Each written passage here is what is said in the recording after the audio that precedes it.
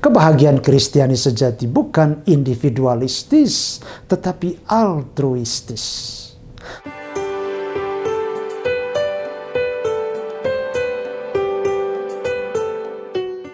Allah menolong semua orang, termasuk orang kaya. Tetapi mengapa hanya Lazarus, orang miskin itu, yang diselamatkan? Bapak, Ibu, saudara-saudari yang terkasih, di tengah keramaian dan kesibukan dunia kita ini, kita diajak untuk mengadakan refleksi atas fakta-fakta, baik yang positif maupun negatif dalam hidup kita, untuk menemukan kehendak Tuhan di dalamnya. Dalam perumpamaan Injil Lukas hari ini, pasal 16 ayat 19 sampai 31, ada 3 orang yang disebutkan. Yang pertama, seorang pengemis, yakni Lazarus. Yang kedua, seorang yang kaya yang tidak disebut namanya. Dan yang ketiga, Bapa Abraham sendiri. Abraham ini menyampaikan kebijaksanaan Allah. Orang kaya tanpa nama itu menggambarkan pandangan, pemikiran, pemahaman, ideologi yang dominan di zaman kita sekarang ini. Sedangkan Lazarus menggambarkan pengalaman dan ungkapan kaum miskin yang kurang diperhatikan oleh negara atau oleh gereja dan oleh sesama warga masyarakat. Situasi si kaya dan si miskin merupakan suatu situasi ekstrim yang kita saksikan dewasa ini. Kekayaan yang luar biasa di satu pihak dan kemiskinan yang luar biasa pula di pihak lain. Mereka yang tidak punya hak, tidak ada yang memperhatikan kecuali anjing-anjing yang secara tragis dilukiskan Yesus menjilati boroknya. Nah, pertanyaan kita sekarang ialah, apa yang memisahkan 2 orang atau 2 situasi ini? Jawabannya, pintu rumah yang tertutup rapat. Si kaya tidak berbelas kasihan, apalagi menerima si miskin itu dalam rumahnya. Menarik juga untuk kita telusuri perumpamaan ini. Mengapa si miskin punya nama, yakni Lazarus, yang berarti Allah menolong, sedangkan si kaya tidak punya nama? Itu tentu ada maknanya. Si miskin punya nama dan tertulis dalam buku kehidupan, sedangkan si kaya tidak punya nama karena tidak tertulis dalam buku kehidupan. Saudara-saudari yang terkasih, di gereja Katolik kita ada beberapa anak yang belum juga dibaptis oleh orang tuanya karena orang tua mereka juga belum menikah gereja. Padahal kita tahu bahwa baptisan adalah tanda anggota gereja yang sah, tanda anak Allah. Kita bisa katakan bahwa anak yang belum dibaptis adalah anak tanpa nama. Demikian juga pasangan yang hidup bersama sebelum menikah gereja adalah juga pasangan tanpa nama, karena tidak tercatat dalam kitab kehidupan. Di gereja tidak tercatat, di buku perkawinan tidak tercatat, di dukcapil tidak tercatat, di buku kehidupan tidak tercatat juga di sorga. Lengkaplah sudah penderitaan itu. Saudara-saudari yang terkasih, tetapi Allah mau menolong semua orang, juga orang-orang kaya.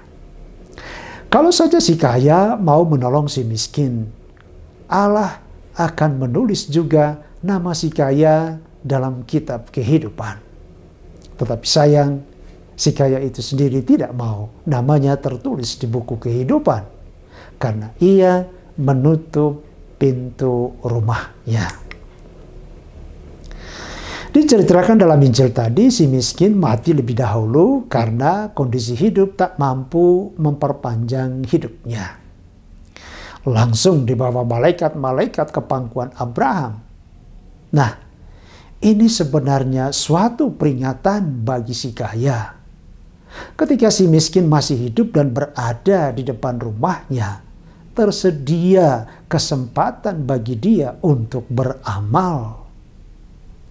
Tetapi begitu si miskin mati, hilanglah kesempatan bagi si kaya untuk berbuat kasih yang akan menjadi jaminan bagi dia untuk memperoleh kehidupan kekal di sorga.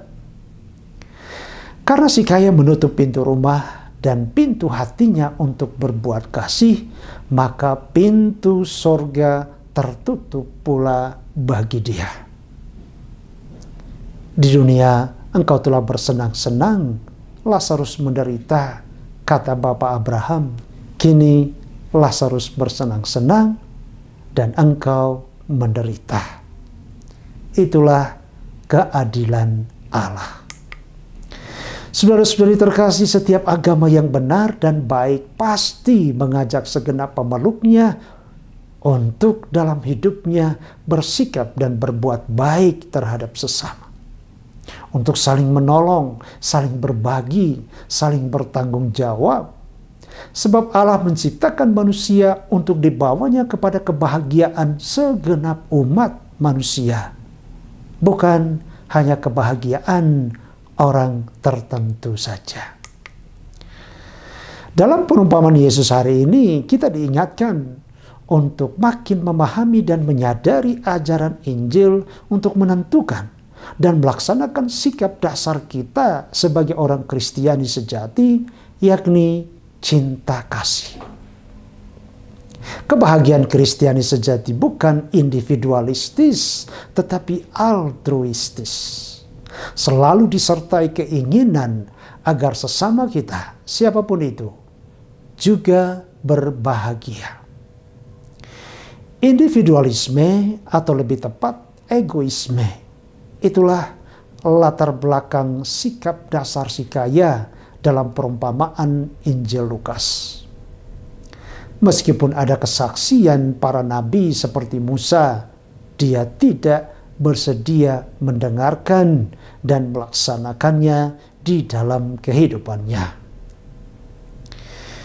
Kita semua sebagai orang Kristiani harus bersungguh-sungguh menggunakan kehendak bebas kita untuk menentukan sikap dasar yang benar. Dalam perumpamaan hari ini, Allah memperkenalkan diri sebagai Lazarus yang duduk di muka pintu untuk menolong kita melihat dan memahami jurang yang sangat dalam yang diciptakan oleh orang-orang kaya yang tidak punya hati bagi sesama yang menderita.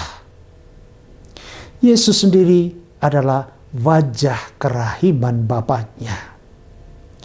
Yesus adalah Lazarus, Mesias yang miskin dan tidak punya apa-apa, yang ditolak dan dihukum mati. Namun kematiannya telah mampu mengubah mindset praktek hidup keagamaan banyak orang di dunia ini.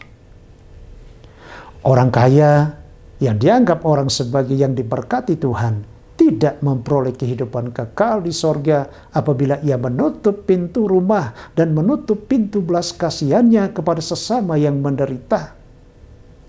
Orang miskin yang dianggap sebagai orang yang dikutuk Allah diselamatkan apabila ia tidak menutup pintu rumahnya dan pintu belas kasihannya terhadap sesama, membuka hatinya terhadap ajaran Yesus Kristus dan melaksanakannya di dalam kehidupannya. Tinggal pilih. Meninggalkan Yesus yang tuntutan moralnya sangat tinggi untuk menjadi orang kaya, atau menjadi orang biasa-biasa saja asal tetap setia pada Yesus dan ajarannya. Pilihan ada pada Anda. Selamat hari Minggu. Tuhan Yesus memberkati. Amin.